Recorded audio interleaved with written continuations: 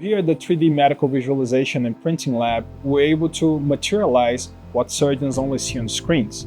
So as a maxillofacial surgeon, I see a lot of applications for 3D printing. So one of the nice things about 3D printing is you can visually see what you're doing in your hands. So this is the model that was just printed.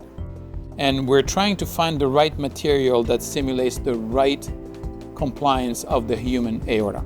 We are using this to do preoperative planning. So basically you can rotate, you can see if there's any difficulties that you will encounter during surgery. So this is a nice tool. So we are saving costs, saving time, and we're also saving biological time for the patient, so better outcomes.